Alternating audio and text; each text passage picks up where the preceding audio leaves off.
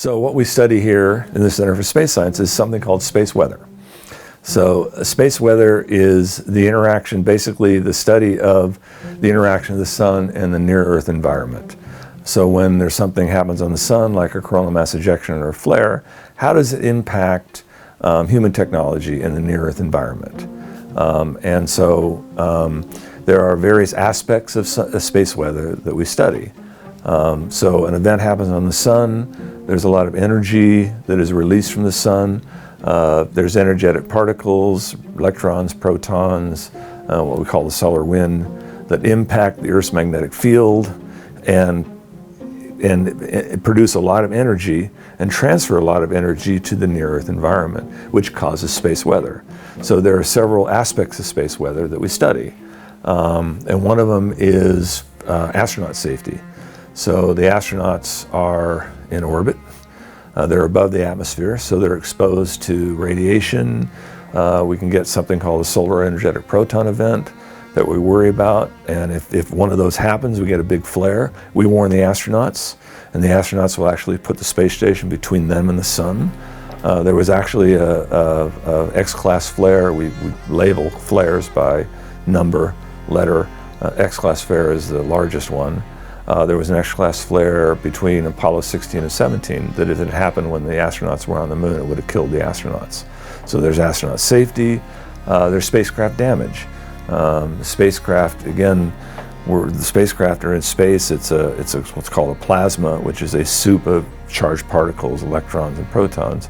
Well, you can get those electrons can build up on the surface of the spacecraft, and you can get discharges on the spacecraft, just like when you rub your feet on the carpet and touch a doorknob and you get a spark.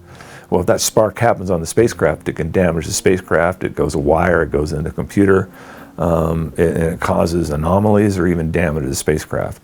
Something we didn't even know about until like the 70s when we started seeing issues with spacecraft that we turned out were spacecraft charging.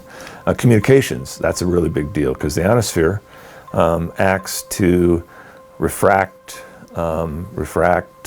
radio waves. And there are certain events, phenomena like equatorial plasma bubbles, other things that can affect communications, and you can actually get a situation where you lose contact with the GPS satellite or with the communication satellite. And so we're trying to understand and predict how those things happen and how they affect the ability to communicate. And then there's satellite drag. Satellite drag is a big deal, which we are trying to understand. The mission that we just got selected for, GDC, Geospace Dynamics Constellation, is one of the things that they want to investigate and understand better is satellite drag. So the atmosphere acts like a drag on a satellite, just like an airplane or a car going through the air. Space still has atmosphere, and so we try to predict the greatest error in satellite orbit propagation, predicting where the satellite is the neutral atmosphere. And we don't have very good measurements in the neutral atmosphere, so our orbit propagation models don't work real well. So it's one of the things that we're trying to understand. And I remember a year and a half ago, SpaceX launched the Starlink, like 50 Starlink satellites, and they lost 40 of them. That's because they launched into one of these geomagnetic storms that heated up the atmosphere, caused the atmosphere to expand.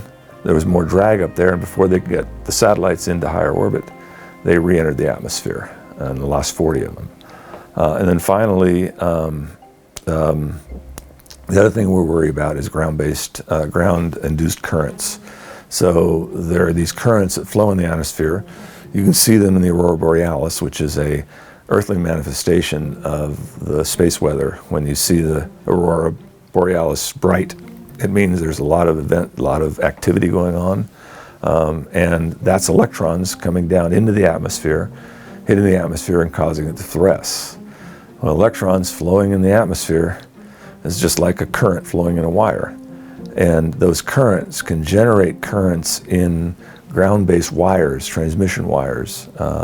And so you can actually get so much current in these ground-based power systems that they can actually burn out transformers and damage power systems. And in fact, this happened in 1989, a big storm in 1989, that Quebec, the entire territory of Quebec, lost power for 9 hours.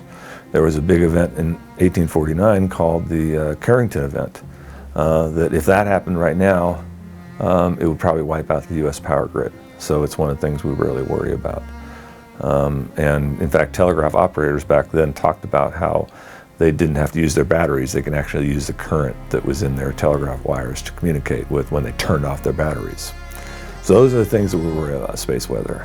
And you know, we've been doing this for only a few decades, and we're really in the infancy of it, which is exciting for me as a scientist, and that there's so much to learn.